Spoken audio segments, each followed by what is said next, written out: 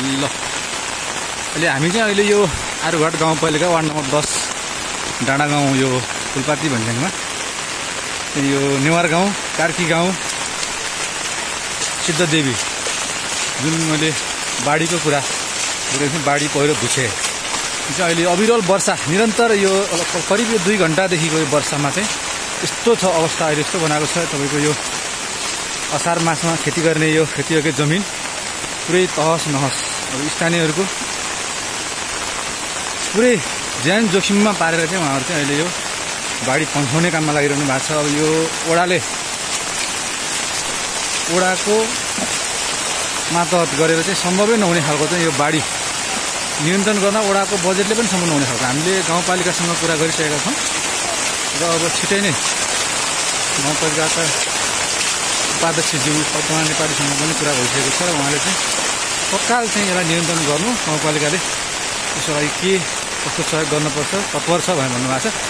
त्यही अनुसार हामी मलाई लाग्छ अब यो नियन्त्रणको लागि चाहिँ अत्यन्तै गम्भीर ढङ्गले यदि लागेन भने यसले भौतिक संरचनाको खेतीयोग्य जमिनहरूको क्षति त छँदैछ, यसले मानवीय क्षति पनि यसले चाहिँ अब पुर्याउन सक्ने चाहिँ हामीले देखिरहेका छौँ। यो चाहिँ सिद्धदेवीबाट चाहिँ नेवार गाउँ कार्की गाउँ बगिरहेको छ अहिले यो निरन्तर घरहरू यो देख्न सक्नुहुन्छ। यो 2वटा घरहरू पुरै जोखिममा छ अहिले यो।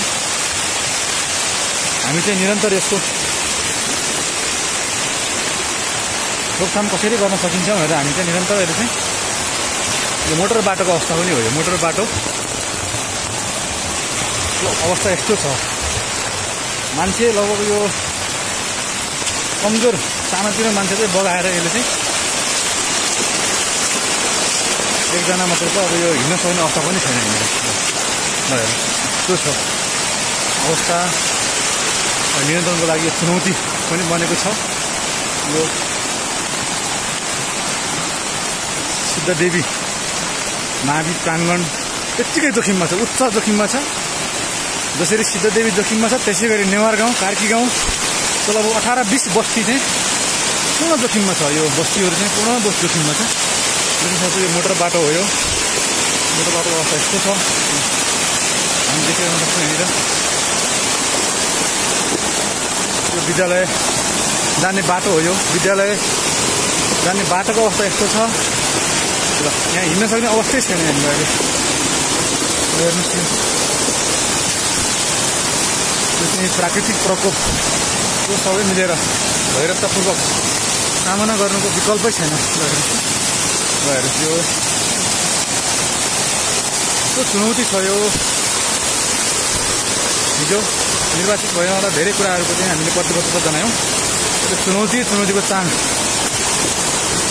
हामीले प्रतिबद्धता वचन पुरा गर्नुपर्ने छ। त्यसलाई नियन्त्रण रोकथाम गर्नुपर्ने चुनौती उत्तिकै छ। यो चाहिँ त्यो बारीको बिचबाट एउटै बारी हो। यो बिचबाट यसरी चाहिँ नदी त्यो कटान गरेर आइरहेको छ। ल हेर्नुहोस् त्यो सिद्धदेवीको त्यो रिटर्निङ वाल हो, त्यो जाली हो, त्यो पनि लस्किसकेको अवस्था छ। यो चाहिँ विकराल रूप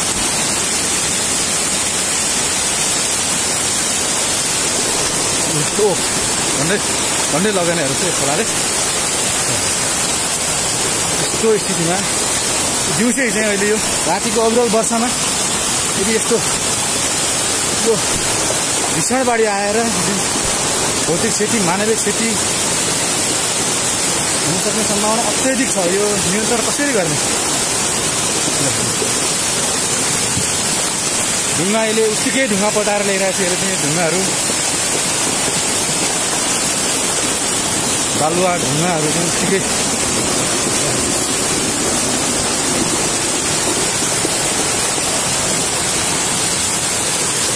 यस्तो छ अवस्था।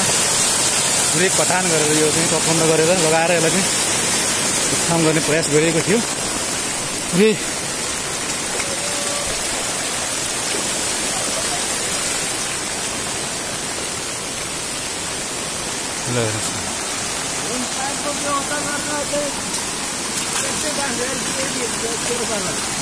हजुर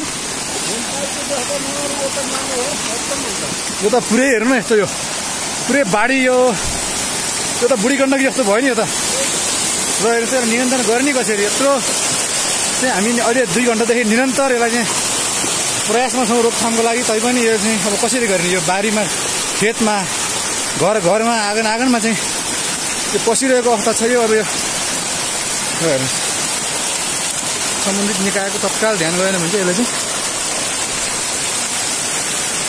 धेरै ठुलो भौतिक क्षति लगभग 50 रोपनीभन्दा बढी खेतीको जमिन चाहिँ पुरिसकेको छ अहिले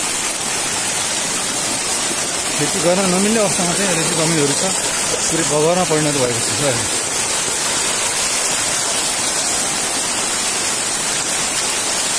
हेलो हाम्रो कृष्णबहादुर कार्की दाई निरन्तर 2 घण्टादेखि चाहिँ उहाँ चाहिँ निरन्तर यहाँ चाहिँ लागिरहनु भएको छ कसरी हुन्छ यो खेतीको जमिन जोगाउने यो चाहिँ मानव रोपेर मुरी फलाउने यो समयमा चाहिँ यसलाई चाहिँ नियन्त्रण कसरी गर्न सकिन्छ भनेर चाहिँ यस्तो छ चाहिँ अवस्था दयनीय अवस्था छ चुनौती छ यसलाई जसरी पनि यसलाई चाहिँ व्यवस्थापन गर्नुपर्ने छ यसलाई चाहिँ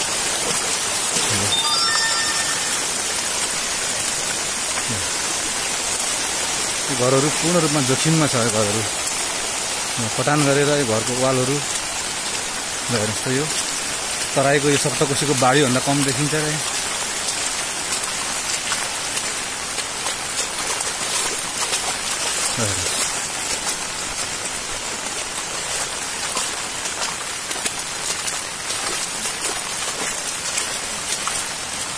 अझै हेर्नु त त्यो त्यो भएपछि नि